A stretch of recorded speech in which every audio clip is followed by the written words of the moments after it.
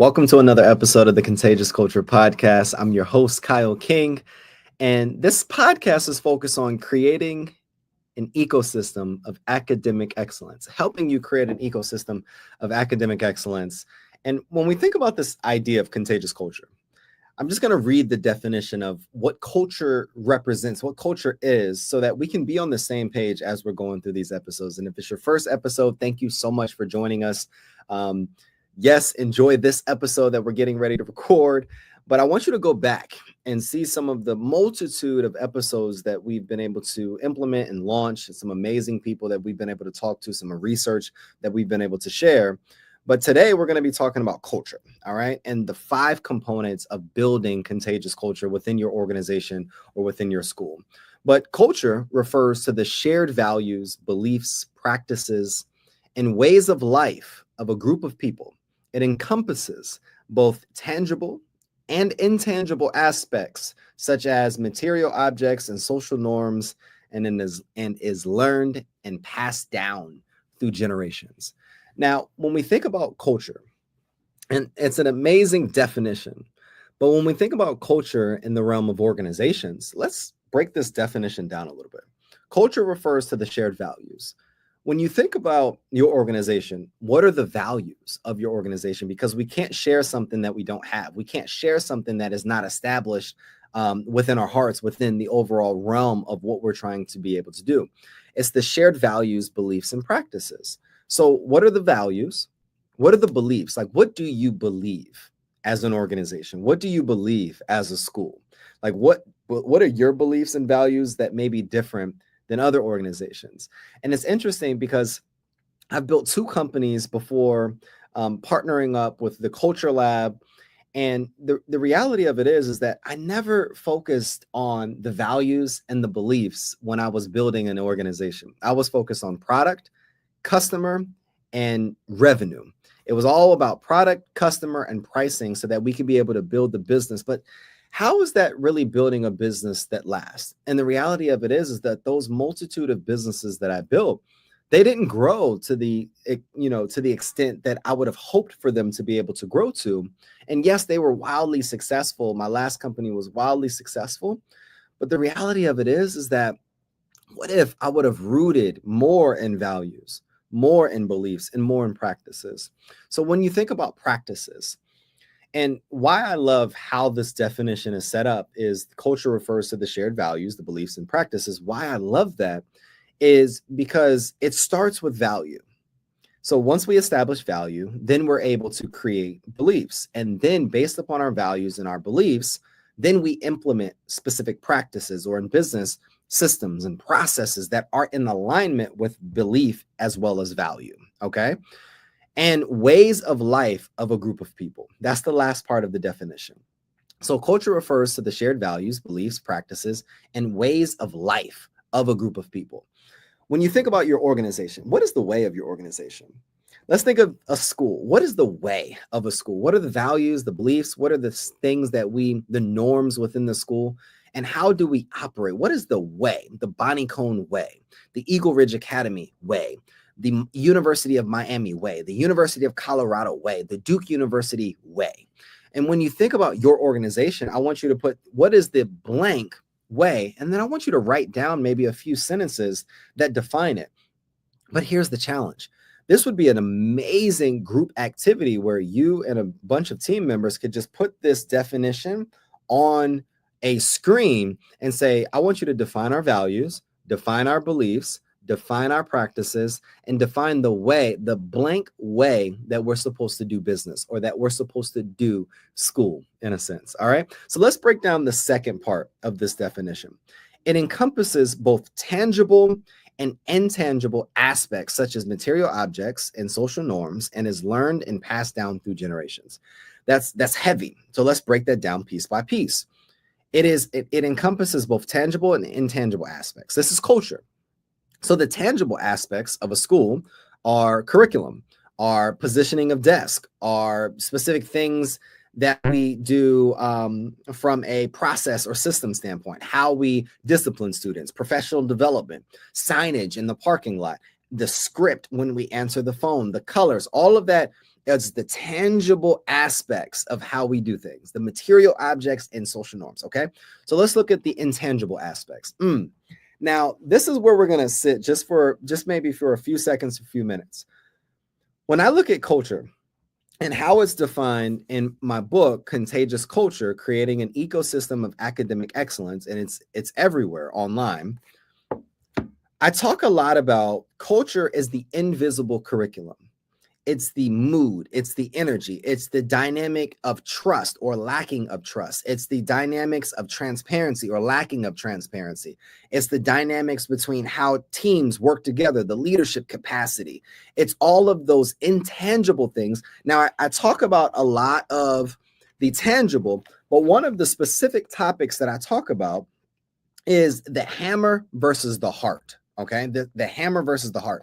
And it talks about these concepts in the book on these intangible aspects and the social norms, the biases that we often don't pay attention to and we overlook within organizations as well. Okay, so let's look at that last piece of the definition. And is learned, and passed down through generations. I wish I could just take this whole definition and put it on the screen so that you can be able to see it.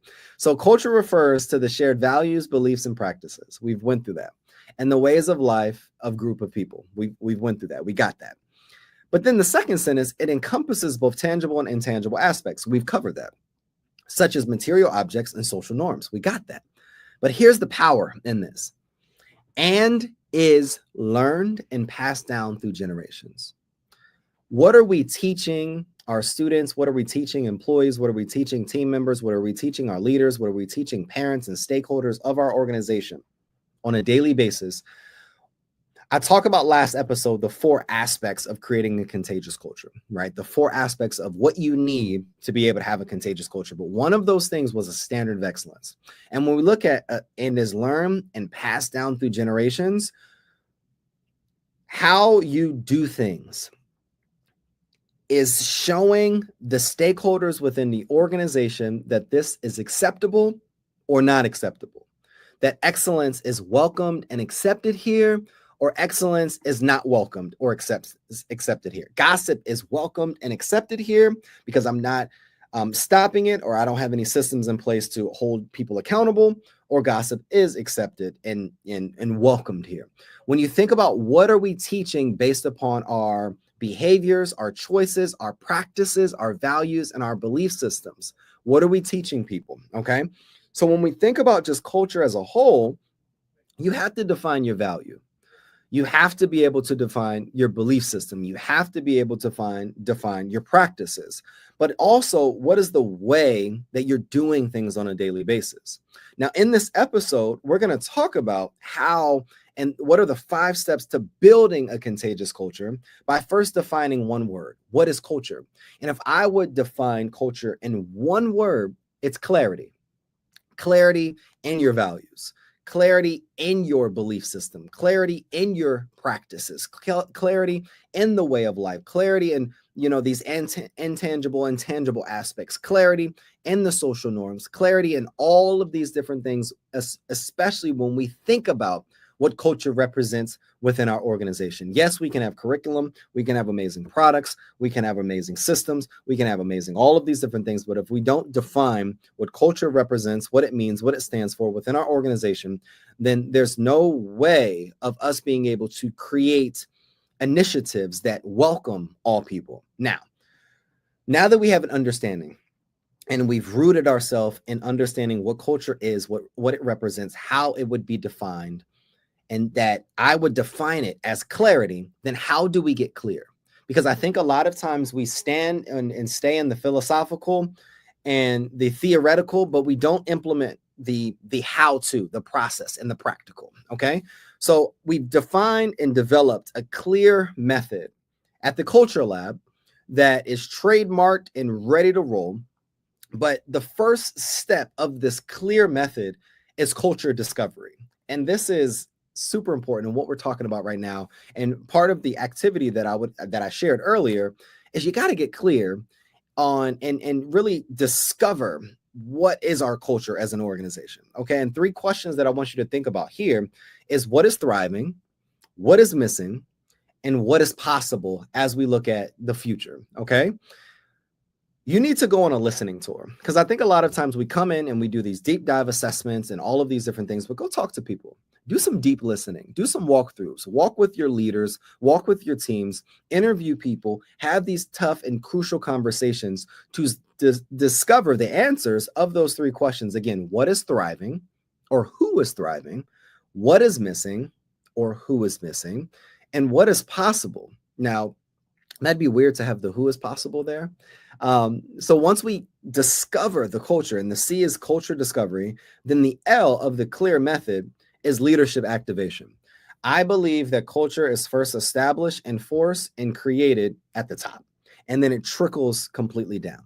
If the board lacks transparency, efficiency, quality, standard of excellence, empathy, all of these different traits and values, if they lack them, then it's hard for us to be able to effectively recruit leaders on the ground level and then recruit teachers on the classroom level that can be able to inspire and empower students on the impact level. Okay.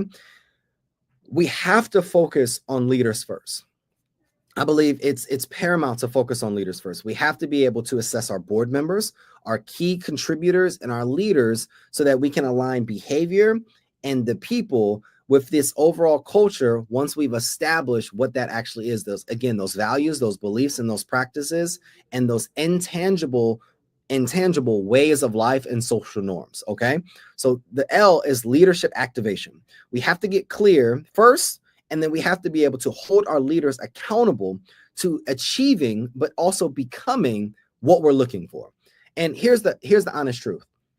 If you've recognized that your leaders are not where they need to be or who we need as an organization, then we have to make the tough call to either remove them and recruit new leaders, or you have to make the individual decision to go to an organization that is more in alignment with what you're looking for as well. Okay. So culture discovery is number 1. Leadership activation is number 2. Now, number 3 is equity-centered systems.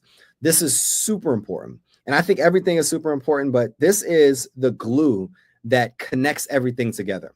Once we are clear and we've discovered our culture, once we first have established the culture, and then we've discovered and really audited it in a sense, then we've held our leaders accountable or identified the gaps or the holes within leadership. Now it's important for us to examine and evolve systems that shape the overall experience of people that interact with our overall organization. Now, what does this look like? Hiring, discipline, engagement with contributors or customers or families, systems that align with the culture that we actually want to be able to create, processes that align with the actual systems and culture that we want to create, people that align with the actual systems and culture that we want to be able to create. Okay. So again, number 1 is culture discovery. Number 2 is leadership activation. And number 3 is equity-centered systems. All right, let's look at number 4. When we think of the A of this C.L.E.A.R model, it's alignment.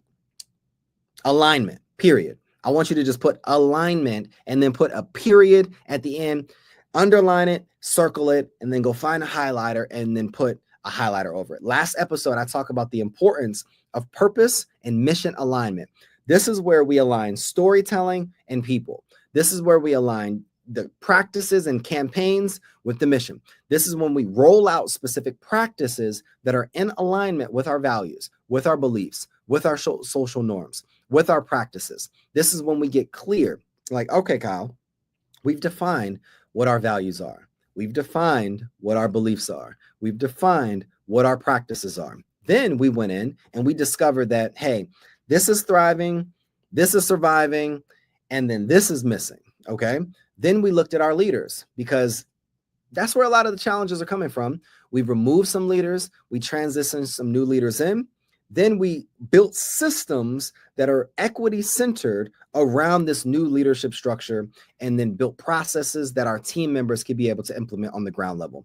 Then we got aligned with rolling out specific things and then telling a story to our contributors, to our constituents, that were aligned and purpose, that were clear in focus. One of the things that my father used to always say growing up is that you have to be a horse. You have to be like a horse with blinders on. Now, you want to stay locked in and focused. The horse is only focused forward. Yes, he can see, or she can see, different things on the left and the right, but the reality of it is you need to be so focused on the goal line. And when I look at that, using that model, your mission is in the front. Your mission is here. So you need to be focused here, and you need to be able to create systems, processes, hire people, recruit people, remove people that are all in alignment with that specific purpose, mission, values, beliefs, and practices that we need to be able to establish within our organization. And then number 5 of the C.L.E.A.R method, so that you can be able to really get clarity, so that you can establish a contagious culture within your organization, is the results and refinement. This is where we focus on data. Data in any organization, I don't care what organization you're in, is king, queen, the prince, and the princess. We have to be able to look at the data and then track results, and then see, again, like our first in culture discovery, go back to that initial question. We have to see what is thriving, what is missing, and then what is possible. Okay. We have to see the gaps in personnel. We have to see the gaps in performance and productivity. We have to see the gaps in efficiencies of processes and systems. We have to look at all of that. And as we think about all of these different systems, it requires more reflection, more question action, so that we can be able to get the clarity. In this book, Contagious Culture, Creating an Ecosystem of Academic Excellence, we lay the ground. We lay it all out. We lay out the blueprint, and we've done all the groundwork on how you establish this in your system, within your organization, on a daily basis, on the student level, on the community partnership level, on the classroom success level, on the teacher and professional developmental level, on the leadership capacity and leadership developmental level, but then also on the board capacity level. Being able to have served on all of those levels, I've seen a lot of the inefficiencies, but then also traveling to different schools around the country as well as internationally, I've seen what success looks like in all of those levels as well. I want you to check out Contagious Culture, Creating an Ecosystem of Academic Excellence. I want you to follow the Culture Lab. I've partnered with the Culture Lab on a lot of initiatives, but I'm super excited to do this work as Director of Advancement for the Culture Lab.